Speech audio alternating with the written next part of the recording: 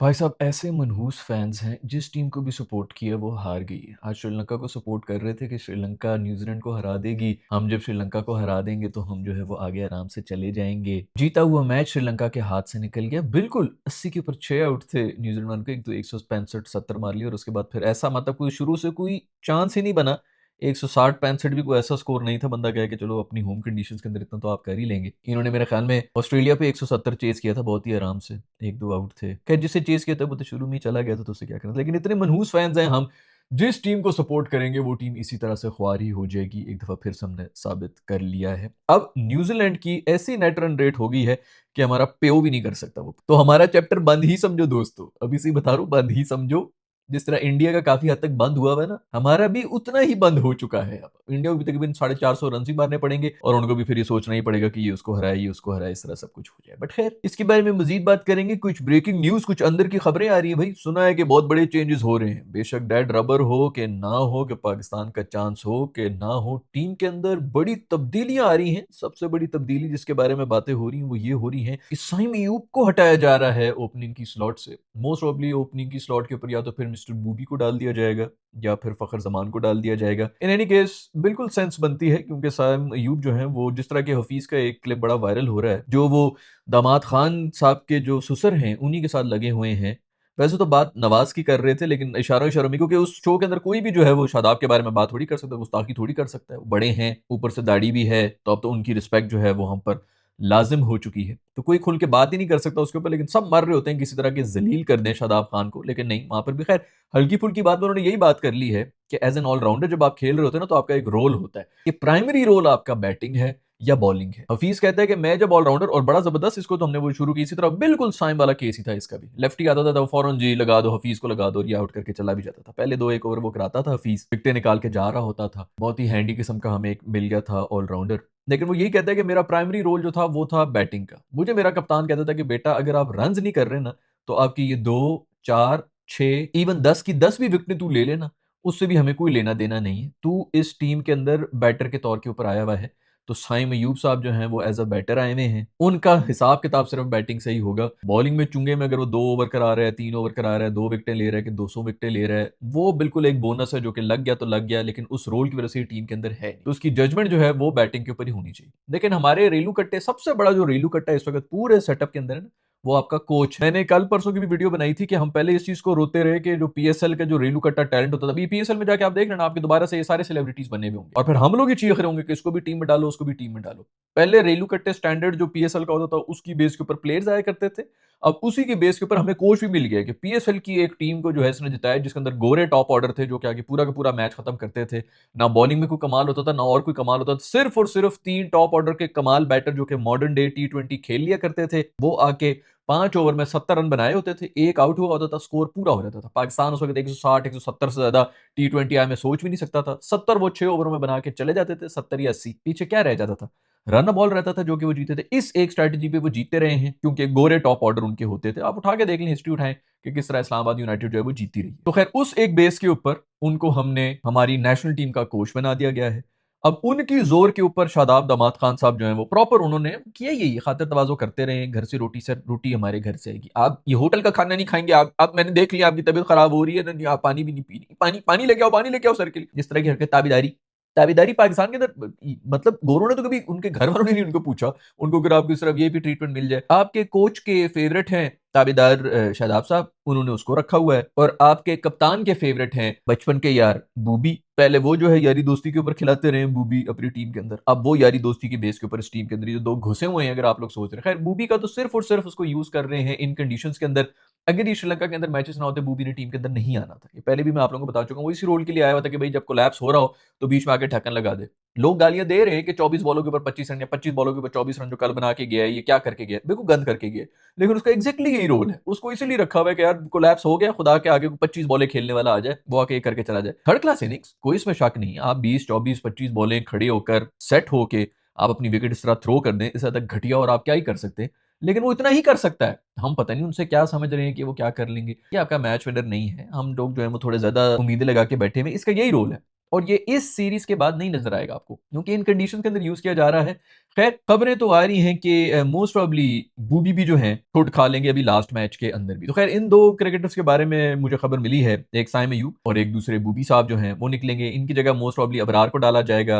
I don't know, शायद नसीम भाई भी आ जाए, वो शायद सलमान की जगह आ जाए, क्योंकि सलमान मिर्जा आप न्यू कमर हैं इस टीम के अंदर, तो फिर तो आपके पास कोई चांस ही नहीं है ना। आप एक हालांकि डिसेंट इनफ बॉलिंग ही कराई थी, कोई ऐसी तो नहीं कराई है, लेकिन आप बस जिस तरह अबरार को निकाला हुआ था एक इंडिया के खिलाफ उनको निकाल दिया गया, जो आपके सबसे बड़े ट्रम्प कार्ड थे। शादाब साहब को कोई हाथ भी नहीं लगा सकता। बाकी जो आपके 11 जो प्लेयर्स इतने जबरदस्त किस्म की परफॉर्मेंस दे के गए थे उस मैच के अंदर, कोई किसी को हाथ नहीं लगा सकता। सिर्फ और सिर्फ जो नया लड़का होता है उसके ऊपर ही छुरी जो है वो फिर नहीं होती। तो अबरार को इसलिए निकाल दिया गया था। तो अभी मोस्ट अभी सलमान भी जो है वो भी इसलिए निकाल दिए जाएंगे। खैर जहां तक बात है बूबी के निकलने की और साइम के निकलने की, तो बिल्कुल ठीक है, इनको निकाल के जो है कोई नए बंदे आने चाहिए। लेकिन फखर भाई से भी जो इतनी उम्मीदें हो रही है ना, उनको भी देख लीजिएगा आप। अब वैसे भी वो जो आदिल रशीद का उन्होंने पहला ओवर जैसे सर्वाइव किया था ना, कल भी हीरो बने हुए हैं वो। हमारे पाकिस्तान की आदत है कि जो वापस आ जाए और फिर आके 25-30 रन बना के चला जाए तो हम तालियां बजाना शुरू हो रहे थे। इस तरह उन्होंने सर्वाइव किया था, उनको भी पता है। साथ ज्यादा फरहान के बारे में भी मैं शायद कल की वीडियो में भी आप लोगों को यही बता रहा था कि जिस तरह उन्होंने भी स्कोर किए हैं, वो भी जितने कोई मुरली मरियल किस्म के रन थे पहले, जो 25-30 रन थे, जितनी एजें उन्होंने निकाली थी, उसके बाद भी कोई ऐसी कोई स्ट्राइक रेट उनकी नहीं थी। लेकिन उस बेचारे पे क्या बंदा बात करे जब आपका एक ही बंदा है जो कि टीम के अंदर कुछ ना कुछ स्कोर करे। आपका टॉप स्कोरर वही जा रहा है इस वक्त। तो आपकी टीम की ये सिचुएशन बनी हुई कि मैच में तो छोड़ो, कोई अपने लिए भी खेलने जोगा नहीं रहा, कि वो जो कहते थे ना सेल्फिश इनिंग्स खेल रहे हैं, उसका भी टैलेंट नहीं रहा आपके पास। इतना ज्यादा आपका स्टैंडर्ड नीचे गिर चुका है। ये मुझे किसी ने एक मैसेज भेजा है जिसके अंदर उन्होंने ये बताया, डिटेल्स दी हुई है कि पाकिस्तान लास्ट 4 आईसीसी टूर्नामेंट्स में क्या कुछ करके बैठा हुआ है। इंग्लैंड से हारा है, ये पिछला मैच जो हुआ है उसकी बात हो रही है। उससे पहले जो है वॉश आउट हुआ है, फिर नमीबिया से जीते हम जबरदस्ती, इंडिया से हारे हैं, यूएसए से जीत गए, बहुत बड़ी टीम है, हमें हरा चुकी है तो उनसे जीतना बड़ी बात है। नेदरलैंड से आखिर में आके मर मर के जीते हैं, जैसे मैंने बताया वो मैच नेदरलैंड्स का ही था। हम जो अभी बातें कर रहे हैं ना, ये वो फहीम अशरफ की मौजाती इनिंग्स और उसका जो कैच ड्रॉप हुआ है उसकी वजह से हम इधर बैठे हुए। नहीं तो वो मतलब बेसिकली नेदरलैंड्स ने वो मैच हमें दे दिया था। उनके इनफैक्ट प्रेस कॉन्फ्रेंस में भी वो यही कहते हैं कि हम हारे, वो नहीं जीते, और एग्जैक्टली यही हुआ है। वो भी हम हार चुके थे। उससे पहला मैच भी वॉश आउट हुआ है।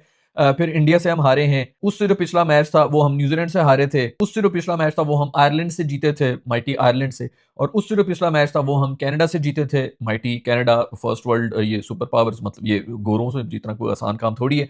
उससे पहले हम इंडिया से हारे थे और उससे पहले हम यूएसए से हारे थे। ये आखिरी जो 4 आईसीसी टूर्नामेंट्स हैं उसके अंदर आप जरा हिसाब लगा लें, मेरा ख्याल में हम शायद कोई एक भी टेस्ट प्लेइंग नेशन से नहीं जीते हैं, जहां से मुझे लग रहा है। वॉश आउट हमने कर लिया था न्यूजीलैंड से, 2021 में इंडिया से जीत गए थे।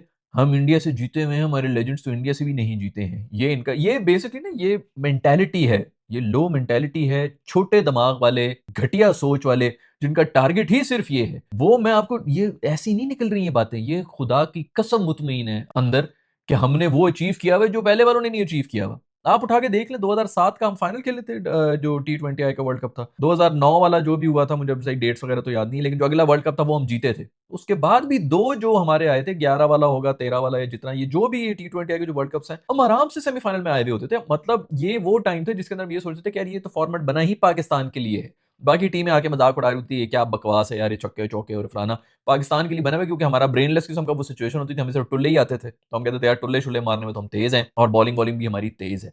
तो ये फॉर्मेट, ये उस जमाने की बात है, अर्ली 2000 में, जब हम सब इस तरह से खुश हो रहे थे कि यार पाकिस्तान को तो उसमें बड़ी एज होनी है। ये तो हम गलियों शलियों में यही खेल रहे थे, सुपर सिक्सेस और इस किस्म के जो छोटे छोटे फॉर्मेट होते हैं, ये तो बना ही टेलर मेड पाकिस्तान के लिए है। पहले 4 जो वर्ल्ड कप थे T20I के, उसके अंदर हम सेमीफाइनल्स में तो ऐसे पहुंचे हुए होते थे। 2 दफा तो हम फाइनल में आए थे, 1 दफा जीते हुए भी थे। ये मतलब ये वो टाइम है, ये 2015 तक हमारी इस तरह की सिचुएशन थी। और फिर 15 के बाद जो है, 15 से 20 तक जो है वो हम कुछ नौकरी माइंडसेट में बैठ गए थे हमारे। और फिर 20 के बाद से तो हमने बस जो इंडिया को हरा दिए। और हमने क्या करना है, एक हमारी अचीवमेंट है कि हम लोग फाइनल में चले गए थे इंग्लैंड के खिलाफ ऑस्ट्रेलिया के अंदर, वो भी नेदरलैंड्स की वजह से ही गए थे। तो नेदरलैंड्स की वजह से ये अभी जो हम दूसरे राउंड के अंदर आज तक बैठे हुए और हम रेलेवेंट हैं और बात कर रहे हैं, ये भी नेदरलैंड्स की वजह से। और वो तब एक अचीवमेंट हुई, वो भी नेदरलैंड्स की वजह से ही हुई थी। अदरवाइज हम डिजर्व ही नहीं कर रहे थे तब भी। खैर भी तकरीबन 6 महीने हो गए, मैं यही बोल रहा था कि ये शादाब साहब जब वापस आएंगे, इनका किसी का बाप भी इनको नहीं रोक सकता। और आप लोगों ने देख लिया कि कोई नहीं रोक सकता, क्योंकि पाकिस्तान में इसी तरह हर हर जगह पे यही चल रहा होता है। सिर्फ क्रिकेट की बात नहीं है। अभी भी जो मर्जी आप बातें बातें कर लें, इसको बाहर करें, इसको अंदर करें, मैं भाई किसी एक मुझे क्या लेना देना है भाई। नवाज से मैं, मेरे फूफी का बेटा, क्या मैं उसके लिए कह रहा हूँ या वट। बेसिकली इन दोनों की तो वैसी टीम में जगह नहीं बनती कि दोनों एक साथ खेल रहे हो। जब एक बंदा इंजर होके गया है और उसकी जगह रिप्लेसमेंट आई है, वो आई थी नवाज।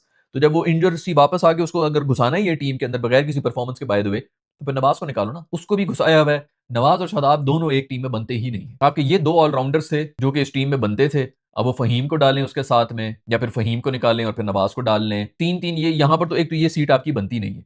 क्योंकि क्या आगा साहब भी जो है वो भी ऑलराउंडर हैं, वो तो अब करा नहीं रहे हैं क्योंकि कप्तानी बहुत ही कमाल की वो कर रहे हैं, तो उनका जो है कोई ध्यान ना बढ़ जाए। आगा साहब भी आपके ऑलराउंडर हैं और दूसरा आपके सैम साहब जो हैं वो भी ऑलराउंडर बैठे हुए हैं। तो कितने आपने ओवर्स कराने हैं? आपके पास मतलब हज़ार दफ़ा पहले भी हम हिसाब लगा चुके हैं जितने ऑलराउंडर्स हमने खिलाए हैं। 32 एक 28 ओवर्स तो आराम से हमने भरे हुए थे रेलू कट्टुओं के। और हम यही कह रहे थे कि ये छोटी टीमों के ऊपर जी शादाब के बारे में जो मर्ज़ी आप कर लें, किसी छोटी टीम के अंदर या बैलेटर के अंदर उसको डाल दो, मैं कहता हूँ वो मैन ऑफ द सीरीज बन के निकलेगा। छोटे मामलात होने चाहिए जहाँ पे जो है वो छोटी-मोटी टीम उनको हम तुझे उनसे ज़बरदस्ती की मैं तो कह रहा हूँ कब से कह रहा हूँ राइवलरी ले लो, गालियाँ दो, उनके बाल-शाल पुटो, ये सब चीज़ें हरकतें करो ताकि एक मुफ्त की हमारी कोई राइवलरी बन जाए। हम उसके अंदर जो है वो प्राइड लेना शुरू कर देंगे। कनाडा-वनाडा को मारना चाहिए था, थप्पड़ मारने चाहिए थे इनको अभी जो मैचेस हमारे हुए हैं। नमीबिया के साथ पकड़ लो और नमीबिया से ही जीत के शादाब भाई कह रहे थे ना कि वो इतने ज़्यादा कॉन्फिडेंट हो गए थे। लेजेंड्स तो जीते नहीं है इंडिया से, हम इंडिया से जीत चुके हैं। ये इनकी लाइफ का पूरा मकसद है। वो जो बयान आ रहे हैं अभी सारे सबके आ रहे हैं मेरा ख्याल में। यूसुफ भाई ने कहा है मेरा ख्याल में कि वो जो इंडिया वाला मैच है उसके बाद जो ये सब बहुत प्राउड हो गए थे। बिल्कुल कोई इसमें शक ही नहीं। नज़र आता है भाई। सोशल मीडिया जनरेशन है ना, सोशल मीडिया ने जो है उनको बहुत बड़ी हाइप बना दी।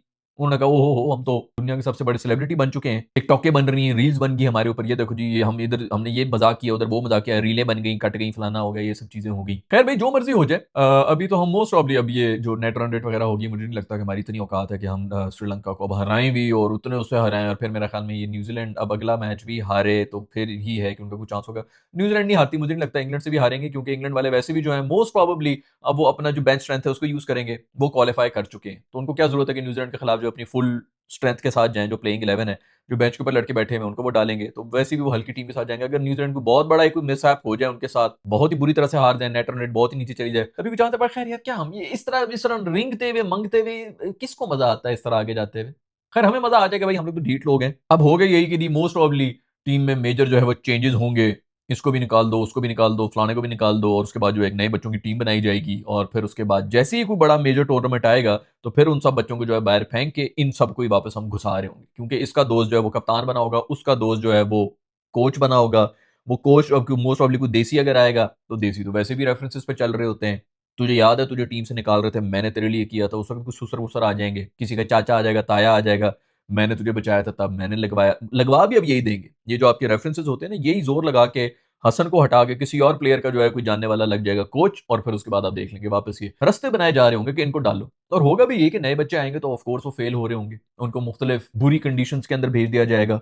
ऑस्ट्रेलिया में भेज दो, न्यूज़ीलैंड में भेज दो, जहाँ पे बॉल जो है वो सर के ऊपर से निकल रही होती है। इंग्लैंड में खड़ा कर देंगे। उन बेचारों ने वो काँपना ही है ना उधर। फिर पीएसएल के अंदर भी आपके दोबारा परफॉर्मेंस कर रहे होंगे। आपके छोटे-छोटे बच्चे और बच्चियाँ जो हैं वो इनको सर के ऊपर उठा रहे होंगे और फिर से सेलिब्रिटी बने हुए होंगे आपके ये। लास्ट बॉल के ऊपर छक्का मार दिया, पहले ओवर के अंदर 4 आउट कर दिए, दुनिया की सबसे बेहतरीन बॉलर ये हैं, दुनिया के सबसे बेहतरीन बैट्समैन ये हैं। टीम ओनर्स जो हैं वो बिठा रहे होंगे, प्रेज़ेंट ऐसे कर रहे होंगे कि दुनिया का और कोई प्लेयर है ही नहीं, यही हैं जो भी हैं। पीएसएल की फट्टा कंडीशंस में 4 से 5 इंटरनेशनल प्लेयर्स होते हैं एक टीम के अंदर, बाकी 7 जो हैं रेलू कट्टे होते हैं, उनको मार के हम दोबारा से हीरो बनेंगे और दोबारा से टीम के अंदर भी आ जाएँ। तो ये जो नए वैसे अभी जो नए बच्चे आपको जो लग रहे हैं ना कि जो पीछे बड़ा टैलेंट बैठा हुआ है इस वक़्त, वो भी शाहीन्स की जो हमारी टीम है, इंग्लैंड से वो भी हारी हुई है 3-0 और उसके भी जो कोच हैं वो सरफराज साहब हैं। सरफराज साहब को बहुत हम क्रेडिट दे रहे थे जब वो अंडर 19 का वो मेरा ख्याल है कि उन्होंने कोई 5-10 दिन पहले ही जॉइन किया था अंडर 19 का जो स्क्वाड था और वो एशिया कप जीत गए थे। तो सारा का सारा क्रेडिट जो है सरफराज साहब को मीडिया हमारा दे रहा था कि सरफराज आया है और उसने जिता दिया दोबारा से पाकिस्तान को, इंडिया से जिता दिया है फलाना। उसके बाद उनकी जो परफॉर्मेंस है ये वर्ल्ड कप में, मैं उस वक़्त आप लोगों को कह रहा था, बहुत से लोगों ने मुझे कहा नहीं, नहीं ऐसी कोई बात नहीं है, नेट रन रेट का बड़ा वो होता है, स्कॉटलैंड की नेट रन रेट बेहतर थी, इस टूर्नामेंट का फॉर्मेट कुछ इस तरह है। ये जो सोच है ना, इतनी घटिया सोच कि जी हम नेट रन रेट पे आगे जाएँगे, ये तब होती है जब आपकी टीम जो है ना गंद कर रही होती है। जिस तरह अभी आपकी टीम गंद कर रही है, हारी हुई है तो नेट रन रेट तक बात आई है। जो चैंपियन होता है ना वो कहता है स्कॉटलैंड हो कि ऑस्ट्रेलिया हो, मैं जीत के आगे जाऊँगा, मुझे क्या फ़र्क पड़ता है कि कौन आ रहा है, कौन नहीं आ रहा। आप ठीक है, आप आराम से अपना जीतने की कर रहे हो, आप नेट रन रेट ना हो रही हो बेहतर फलाना, आपने स्कोर रोके हुए थे। ज़िम्बाब्वे को आगे करने के लिए उनसे और स्कॉटलैंड से डरे हुए थे ये। ये जो आपकी सोच है ना, इसी से पता चलता है कि आप लोगों का स्टैंडर्ड क्या है। आज से 2 साल पहले मैं वीडियोज़ बना रहा था, जिसके अंदर यही बोल रहा था कि ये छोटी टीमों से जीत के जिस तरह सेलिब्रेट कर रहे हैं ना, मुझे डर लग रहा है। ये इनका स्टैंडर्ड बहुत नीचे जा रहा है और आज आप उधर आए हुए हैं। बल्कि 2 साल भी नहीं, ये तकरीबन 4 साल पुरानी बातें हैं जो कि मैं आपको बता रहा हूँ। अभी वही स्टैंडर्ड हुआ है आपका। आप सिर्फ छोटी टीमों से ही लड़ सकते हैं और वो भी आपको वन ऑड मैच जो है वो हरा के जा रही होती है क्योंकि आप ऐसा-ऐसा नीचे जाते गए। यही जो माइंडसेट था कि जी स्कॉटलैंड से डरे हुए थे, स्कॉटलैंड नहीं आगे आना चाहिए, उसके नेट रन रेट बेहतर है व्हाटएवर, वही माइंडसेट लेके गए थे। ये इंडिया के साथ मैच उन्होंने किया था, उसके ऊपर तो मैंने वीडियो बनाई नहीं। इंडिया के साथ जो हमारा मैच था जिसके अंदर अगर हम जीत जाते नेट रन रेट से, तो हम आगे जा रहे थे। जहाँ पे नेट रन रेट करनी थी ना, वहाँ पर ये नहीं गए। वहां पर ये लोग सिर्फ इंडिया को हराने में लग गए और उसी चक्कर में हारे भी। और शायद मैंने वीडियो में बनाया भी था कि इनको अगर नेट रन रेट दे दी जाए ना कि जी इस नेट रन रेट से जाना है तो कंफर्म ये हारेंगे। इतना ज्यादा प्रेशर इनके ऊपर आया हुआ था कि नेट रन रेट के ऊपर भी नहीं गए और फिर भी हार गए। लोग भी हंस रहे थे, कमेंटेटर्स हंस रहे थे कि ये क्या अप्रोच क्या है, ये लोग इंडिया को हराने के लिए ये मैच खेल रहे हैं या सेमीफाइनल में जाने के लिए अपनी जगह बनाने के लिए खेल रहे हैं। उस पर किसी ने सवाल किया आपके सरफराज साहब ने, जो कि उस वक्त मेंटोर बने हुए थे, जब सारा क्रेडिट ले रहे थे कि उन्होंने जो है वर्ल्ड कप इनको जिता दिया, एशिया कप जिता दिया अंडर 19 के लड़कों को। जितनी घटिया और थर्ड क्लास क्रिकेट उस मैच में खेली गई ना, उसके ऊपर मेरा ख्याल में कोई एहतसाब हो ही नहीं रहा और कोई होगा भी नहीं। अभी वो शाहीन के साथ भी इसीलिए लगे हुए हैं मेंटोर बन के, क्योंकि उनको रेडी किया जा रहा है। वो मोस्ट प्रॉब्ली आपके जो है वो कोच या वो कुछ ना कुछ बन के आपकी नेशनल टीम में भी घुस जाएंगे। इस वीडियो का भी स्क्रीनशॉट ले लो। जिस तरह शादाब को घुसाया गया था ना, 6 महीने से मैं बोल रहा था, आज मैं आपको ये भी बता रहा हूँ कि घुसाया जा रहा है, रास्ता साफ किया जा रहा है कि जनाब इनको भी जो है लगा दो इस रोल के ऊपर। खैर, उनसे क्या गिले शिकवे हमने रखने भी, उन्होंने जो करना था वो कर लिया अपने टाइम के अंदर। इधर तो और बड़े बड़े मसाइल हैं जिनसे हम इस वक्त डील कर रहे हैं और उनका खत्म होता हुआ मुझे तो कुछ नजर आ नहीं रहा है। हमारे जो लेजेंडरी प्लेयर्स हैं वो देखो ना, बाबर को मेरा ख्याल में पता नहीं कितने 100-150 T20 इनके हो गए हैं, शादाब के इतने हुए में, फखर के इतने हुए में, वो अभी तक नहीं सीख सके। बाबर का हम पिछले 3 साल से देख रहे हैं जी, स्पिनर के सामने जो है वो स्ट्रगल करते हैं, उनकी स्ट्रगल ही नहीं खत्म हो रही है। उन्होंने वक्त के साथ, लोग कहते हैं जी छक्के नहीं मार सकता, और भाई जो उसकी वीकनेस थी जो 3 साल से आइडेंटिफाई हुई, उसने उस पर कोई काम नहीं किया है। आप लोग समझ रहे हैं कि वो एडिड स्किल सीख के तो छक्के मारना शुरू कर देगा। अभी हम किस चीज का वेट कर रहे हैं, अभी क्या होगा अगले 400 मैचेस में से, अगर चलो वो 3 आपको जिता भी देता है, ये हमारा स्टैंडर्ड रह गया। जैसा मैं 1000 दफा पहले भी बता चुका हूं कि भाई आप शाहीन को भी ऊपर भेजें ना, 1 डाउन भेज दें, तो वो भी अगले 10 मैचेस में से एक आपको जिता ही देगा। ये तो खैर वो भी नहीं जिता रहे हैं, बट हमारा स्टैंडर्ड ही यही है, हम इसी के ऊपर खुश। खैर इसी से मुझे याद है शाहीन भाई ने जो है मेरा ख्याल में प्रेस कॉन्फ्रेंस के अंदर को इनके ऊपर पॉइंट भी मार दिया है। इसी किस्म का पॉइंट मारा है कि भाई ये जो हमने बीच में ये जो पार्टनरशिप बनाई थी बाबर आजम की, खैर मैं अंग्रेजी के अंदर सवाल जवाब हो रहे थे इसलिए वो भी थोड़े से कंफ्यूज हो गए होंगे, बट खैर बात उन्होंने इसी तरह की है कि वो जो पार्टनरशिप हमने की थी वो बहुत ही स्लो की थी। 6 रन पर ओवर के हिसाब से जो है वो पार्टनरशिप नहीं होनी चाहिए थी। उसने बाद में ये कह दिया कि आदिल रशीद भाई ने बहुत अच्छी बॉलिंग कराई है, ये वो सब कुछ कर दिया, लेकिन कहने को ये मतलब था कि बॉबी भाई ने पिच के बीच में हगा है। तो निकले यार, खुल के निकले भाई, अंदर तो यही सब कुछ चल रहा है, वो मोस्ट ऑफ ब्लेम ब्लेम चल रही होगी, तूने ये कर लिया, तूने वो नहीं कर लिया, को कोई फर्क नहीं पड़ता भाई, फुल टाइम ढीठ है। जो बंदा होता है ना जिसको फर्क पड़ रहा होता है, उसकी बॉडी लैंग्वेज से पता चल जाता है यार, हमने दुनिया देखी हुई है। इन सब चीजों को देखने के लिए आपको कोई वो नहीं, इनसाइड कैमरे या सीसीटीवी फुटेज नहीं चाहिए आपको जिसके अंदर प्रूव होंगे जी चैट हिस्ट्री निकाल के लो या फलाना करो।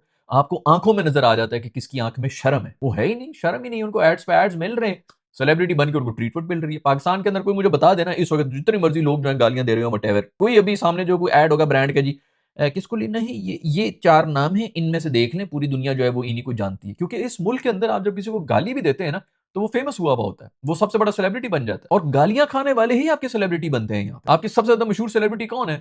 आपके पॉलिटिशियंस हैं, जिनके बारे में मतलब गालियां तो छोटी चीजें जो उनके बारे में चीजें शेयर हो रही होती हैं, जैसे उनकी वीडियोस। आप सिर्फ और सिर्फ एक नेगेटिव मुआशरे में रहते हैं जहां पर सिर्फ नेगेटिविटी चलती है। जो जितनी गालियां खाता है उतना ही फेमस हो जाता है, उतना ही कामयाब हो जाता है इस मुल्क के अंदर। और ये मैं अभी आपको क्या प्रूफ करके दूं? आप लोग बैठ जाए, 4 दोस्त आपस में बैठे हैं और आप हिसाब लगा लें कि फलाने बंदे को कौन सा जो है आदमी गालियां खा रहा है और वो फेमस नहीं हुआ, वो कामयाब नहीं हुआ, किसकी कॉन्ट्रोवर्सी हुई और उसका जो है वो उसके बाद वो गायब हो गया। जिसको भी गालियां पड़ी हैं वो आपके मुल्क का सबसे बड़ा सेलिब्रिटी बना है। हर कोई गालियां दे रहा होगा, लेकिन उसके बाद जो है वो आप उनको हर जगह देखेंगे भी, मशहूर हो जाएंगे, हर जगह से ऑफरें भी उन्हीं को आ रही होंगी, कंट्रोवर्सी की बस देर है। और बहुत से मैं देखता हूं अभी आसपास के जो लोग हैं वो जानबूझ के ये हरकतें कर रहे होते हैं, सोशल मीडिया पे वायरल होने की जानबूझ के ये छिचोरी हरकतें करते हैं कि हम फेमस हो जाएं, और उसके बाद उनके फायदे ही फायदे हैं। हर ब्रांड जो है उनको कर रहा होता है, हर इवेंट उनको बुला रहा होगा, वीआईपी ट्रीटमेंट दे रहा होगा। वो बातें नहीं रही, वो ब्रांड्स का वो भी नहीं रहा कि जी हमारा ब्रांड इमेज खराब होगा अगर ये एसोसिएट हो रहा है। ऐसा कुछ भी नहीं है। आप सिर्फ मशहूर हो, और मशहूर होने के लिए आपको इस मुल्क में सिर्फ गालियां खानी चाहिए, क्योंकि तारीफों के लिए आपके लिए ये मुल्क नहीं बैठा है। वो सिर्फ उन लोगों की तारीफें होती हैं जो कि पाकिस्तान से बाहर मशहूर होकर आते हैं या फिर जो मर जाते हैं। उसके अलावा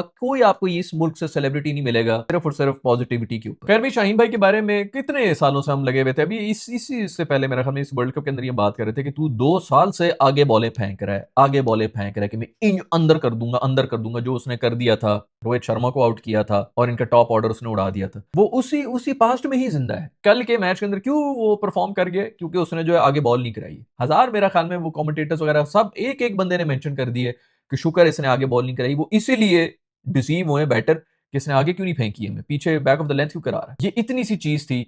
हमारा क्रिकेट से कोई लेना देना नहीं है, ना हम पाकिस्तान के प्रीमियम फास्ट बॉलर्स हैं, ना हमें करोड़ों में तनख्वाहें मिलती हैं कि हम बैठ के जो है इनको, पहले भी मैंने इसके बायोमैकेनिक्स के ऊपर भी बात की थी कि इनको पेस का ही नहीं पता कि किधर से निकल रही है, मोमेंटम में बॉल किस तरह आती है और कहां पर ब्रेक लगानी होती है जिसकी वजह से आपकी स्पीड बढ़ जाती है, वो भी मैं यहाँ पे बैठ के आपको बता रहा हूँ। यही चीज बैटिंग में भी इंप्लाई होती है, जिसके अंदर आपने जो है कहां पर बैट को रोकना है ताकि एनर्जी ट्रांसफर हो बैट के अंदर, और बॉल जो है आपकी इतनी जो पांड्या शांड्या छक्के मार रहे हैं कि छठी छठी रो से, तिलक वर्मा वगैरह, इनके अंदर कौन सी स्ट्रेंथ है इनके अंदर भाई? चर्बी घटा दी, आपको लग रहा है कि ये बड़ी स्ट्रेंथ होती है इसके अंदर? ये चीजें भी हम बता रहे हैं आपको। ये यहाँ पर बैठ के प्रीमियम बॉलर को हम ये बता रहे हैं कि बेटा वो जो आपकी एक स्टॉक बॉल है ना, आगे से जो स्विंग होकर अंदर आ जाती है और आप उस वजह से बोल्ड कर लेते हैं, आपको बड़ा मजा आता है, वो मजा नहीं आ रहा क्योंकि वो आपकी पेस भी वो नहीं रही और उस तरह हिलती भी नहीं है बॉल। और सबसे बढ़कर ये कि अगर हिल भी रही है और पेस भी है, तो बैटर एक्सपेक्ट कर रहा है कि तूने आगे कराना है। अब ये इंटरनेशनल स्टैंडर्ड है, इधर तो वो आपको ऐसी जगह पर छोड़ के आएंगे ना कि वही हो गया जो पाकिस्तान के साथ हो रहा है। खैर, उन्होंने जो है वर्षों की टीम से ड्रॉप हुए, उन्होंने पीछे बॉल कराई है,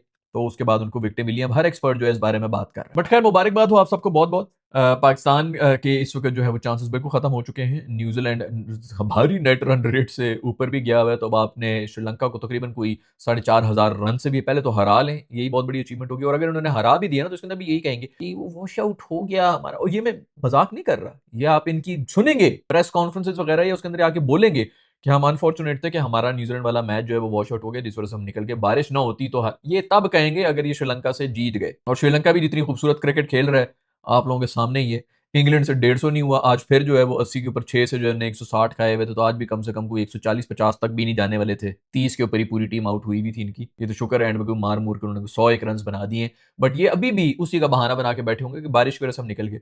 बारिश की वजह से भाई आप लोगों का फिर भी अभी तक कोई चांस बना हुआ है कि आपकी बात हो रही है, नेट रन रेट तक की बात हम कर रहे हैं, नहीं तो वो एक पॉइंट आपको न्यूजीलैंड, और जैसा मैंने बताया भी था, शुक्र करें कि वो 5 ओवर का मैच नहीं हो, बल्कि हो जाता ना तो उसके अंदर कम से कम आपके ये रेलू कट्टे एक्सपोज हो जाते, जो कि अभी इंग्लैंड वाले मैच के अंदर एक्सपोज हुए हैं। और उसी वीडियो के अंदर हम लगे हुए थे, यही बोल रहे थे कि आपके रेलू कट्टे बॉलर्स बड़ी टीमों के सामने एक्सपोज हो जाएंगे, स्पेशली अगर शॉर्ट एंड गेम है, 5 ओवर है, तो उसके अंदर तो बुरी तरह से एक्सपोज हो। पर खैर कोई फर्क पड़ता नहीं है भाई, वो उसी तरह फेमस हो रहे हैं, उसी तरह स्पॉन्सर्स मिल रहे हैं, उसी तरह ब्रांड भी मिलेंगे, इवेंट्स भी मिलेंगे, हर जगह पे वीआईपी गेस्ट भी मिलेंगे, फ्रंट रो सीट भी मिलेगी। हम लोग यहाँ पर सिर्फ फुद्दू ही बनते रहेंगे, क्योंकि और तो हमारा कोई काम है नहीं।